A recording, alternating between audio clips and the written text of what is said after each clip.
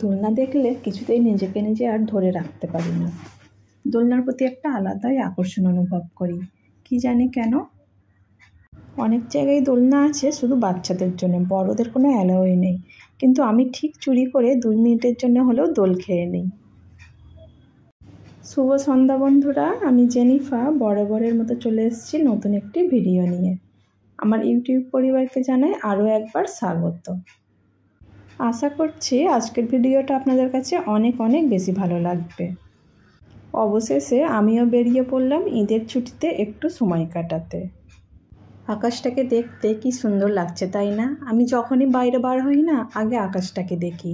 তো আকাশ যে কোনো রূপে কিন্তু আমাকে পুরো মুগ্ধ করে।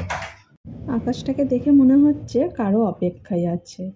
একটু পরেই কিন্তু সন্ধে নেমে আসবে, আর তারই অপেক্ষা করছে ওই দূরের আকাশটি।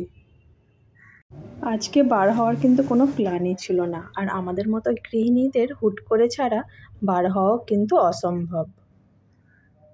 অত সেজে গুজে তোড় জোড় করে কিন্তু বার হওয়াও হয় না। আর দেখুন এরই মধ্যে কিন্তু অন্ধকার নেমে পড়েছে, আর ওই যে দূরে অন্ধকারের মধ্যে ছোট্ট ছোট্ট লাইট জ্বালিয়ে ট্রেনটা যে যাচ্ছে, দেখতে কি অপূর্ব লাগছে, তাই না? ছোট ছোট লাইট জ্বালিয়ে কিন্তু ভুল কথা, ট্রেন ঠিক ট্রেনের মতনই লাইট জ্বালিয়ে যাচ্ছে, আর আমাদের দূর থেকে ওরম ছোট ছোট লাইট মনে হচ্ছে। আর এত সুন্দর লাগছে যে একটু ভিডিও না নিয়ে পারলাম না। আমরা কোথায় যাচ্ছি সেটাই তো আপনাদেরকে এখনও বলা হলো না। আমরা যাচ্ছি ভাইরাল একটি রেস্টুরেন্টে। ভাইরাল বলার কারণটা হচ্ছে আমার চেনা জানা আত্মীয় স্বজনের মধ্যে দিয়ে এমন কেউ নেই যে এখানে আসেনি, শুধু একমাত্র আমিই বাকি ছিলাম। এই ফার্স্ট টাইম আমি আসছি কোলাঘাটের শেরে পাঞ্জাবে। শুনেছি রেস্টুরেন্টের আশেপাশের ভিউগুলো নাকি খুব সুন্দর, খুব দারুণ দেখতে। তো আমিও আজকে দেখতে চলে আসলাম। ছোটো ননদ আগে থেকেই একবার আমাকে বলেছিল যাওয়ার কথা, তো আমি তেমন খুব একটা গুরুত্ব দিইনি। তো হুট করেই আজকে 3টের সময় তার আপনাদের দাদাভাইকে ফোন করলো, আর সেও কি জানি কিভাবে রাজি হয়ে গেল, আর 5টার মধ্যে আমরা বেরিয়ে পড়লাম। অনেকটাই পথ কিন্তু অতিক্রম করে আমরা চলে এসেছি এবার শেরে পাঞ্জাবে। রেস্টুরেন্টের খাবার দাবার, আশেপাশের ভিউ সব মিলিয়ে মাশাআল্লাহ অনেক সুন্দর ছিল, অনেক ভালো লেগেছে। আর মাশাআল্লাহ অনেক এনজয় করেছি আমরা, কিন্তু তাও কোথাও যেন একটু খুঁতখুত করছিল। ওই যে আনামকে নিয়ে আসিনি, সেই কারণেই হয়তো। আনামকে না নিয়ে আসার কারণ হচ্ছে ও বাড়িতে ছিল না। ওর মতো ঈদটাকে ভালোই বেশ উপভোগ করছে, আজ এখানে কাল ওখানে। তো এই করে ও এখান সেখান ঘুরে বেড়াচ্ছে। আমিও বারণ করিনি, কারণ একবার পড়াশোনাটা চালু হলে না, সেই গরমের ছুটির আগে আর কোনো ছুটিই নেই। আর 3তে যেহেতু উঠে গিয়েছে, 3তে একটু বেশি টাফ আছে, 3 থেকেই ওদের স্কুলে অনেক টাফ। তো সেই কারণে আমিও ভাবলাম যেখানে ইচ্ছা ঘুরে নাও। অনেকটা পথ অতিক্রম করে এবার আমরা পৌঁছে গিয়েছি। আমি তো ফার্স্টেই প্রথমের এই গেটটাকে দেখেই পুরো মুগ্ধ হয়ে গিয়েছি। আর গেটের উপরেই যে একটা ইন্ডিয়ান ফ্ল্যাগ লাগানো ছিল না, হাওয়াতে এত সুন্দর উঠছিল, এত সুন্দর দেখতে লাগছিল যে কি বলবো।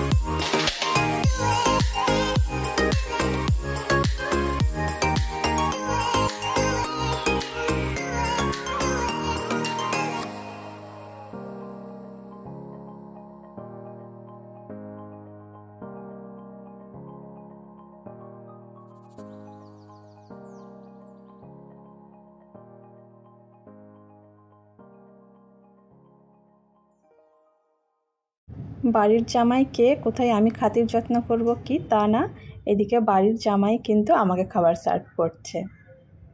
একটু ওয়েট করতে হয়েছিল, ঈদের টাইম বলে না অনেকটাই ভিড় রয়েছিল, তো আমরা একটু ওয়েট করছিলাম যে আমরা ভিতরেই এসিতে বসে খাবো, কারণ বাইরেও বসে খাবার জায়গা রয়েছে, তো আমরা বললাম যে না আমরা ভিতরেই বসে খাবো, একটু ওয়েট করতে হয় করব।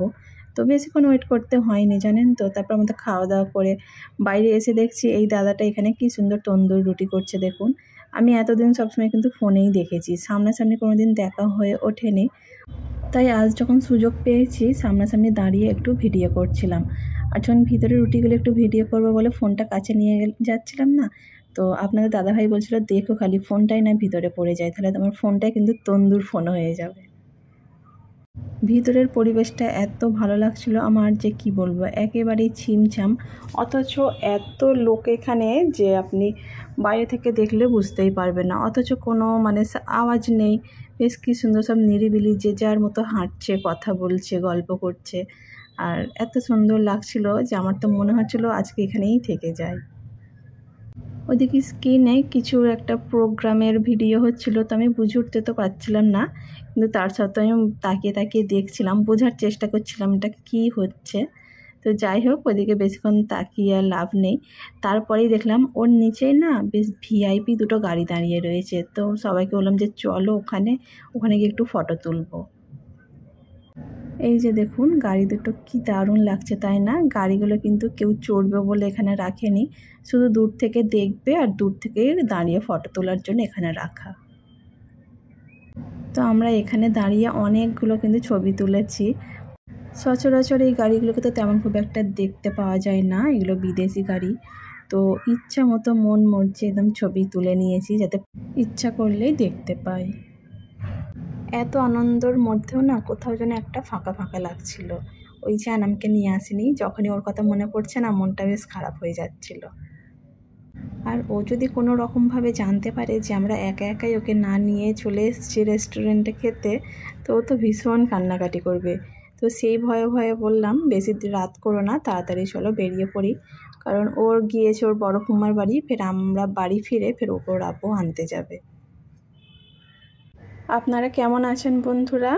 আশা করি যে যেখান থেকেই দেখছেন আমার ভিডিওটা, কাছে দূরে দেশে বিদেশে সকলেই ভালো আছেন, সুস্থ আছেন। আলহামদুলিল্লাহ, আল্লাহ তাআলার রহমতে আমিও আমার পরিবারও অনেক ভালো আছি, সুস্থ আছি। আমার ভিডিওটার কোথাও কোনো অংশ যদি একটুও ভালো লেগে থাকে আপনার, তাহলে অবশ্যই একটি লাইক দিয়ে দেবেন, আর যদি অনেক অনেক বেশি ভালো লেগে থাকে তাহলে অবশ্যই ভালোবাসা দিয়ে পাশে থেকে যাবেন বন্ধুরা। আর অবশ্যই কিন্তু একটি সুন্দর কমেন্ট করতে ভুলবেন না, আপনাদের সুন্দর একটি কমেন্ট না আমাকে আরও একটু ভিডিও বানাতে অনেক অনেক উৎসাহিত করে। আর আপনাদের কাছ থেকে এত এত ভালোবাসা পেয়ে আলহামদুলিল্লাহ আমি অনেক খুশি। আজকে এতটাই বন্ধুরা, সবাই ভালো থাকবেন, সুস্থ থাকবেন, আর আমার জন্য অনেক অনেক বেশি দোয়া করবেন। আমার সকল বন্ধুদের জন্য রইল আমার তরফ থেকে অনেক অনেক ভালোবাসা এবং দোয়া। এই যে দেখুন আই লাভ কোলাঘাট, এটা কিন্তু ফার্স্ট টাইমে আমি দেখেছিলাম, তখন এতটাই ভিড় ছিল ওই গাড়ি পার্কিংয়ের জায়গাটায়, তো এই দিকটা করে আসতেই পারিনি। মানে বার হওয়ার সময়তেই কিন্তু আমি আপনাদের দাদাভাইকে বলছিলাম ওখানে যে আই লাভ কোলাঘাটটা লেখা আছে, ওখানে গিয়ে কিন্তু আমি অবশ্যই একটা ফটো তুলব। তো আপনাদের দাদাভাইও বলছিল ঠিক আছে। বেশি রাত না করে আমরা কিন্তু এবার বেরিয়ে পড়েছি। আর রাস্তায় যাবার পথে একটুখানি করে ছাড়া দুই ধারে এত সুন্দর সুন্দর লাইটিং করেছে যে লাইটিংয়ের ঝলকানিতে না আমার চোখগুলো একদম ঝলমল করে উঠছিল। এই যে দেখুন এত সুন্দর সুন্দর লাইটিং, ভিডিও না করে কি পারা যায় বলুন? বাইকে বসে ভিডিও করা কিন্তু একদমই অসম্ভব হয়ে উঠছিল, তার সত্ত্বেও কিন্তু আমি একটু একটু করে যেখানে যতটা সম্ভব হয়েছে একটু একটু করে আমি ভিডিও ক্লিপ নিয়েছি।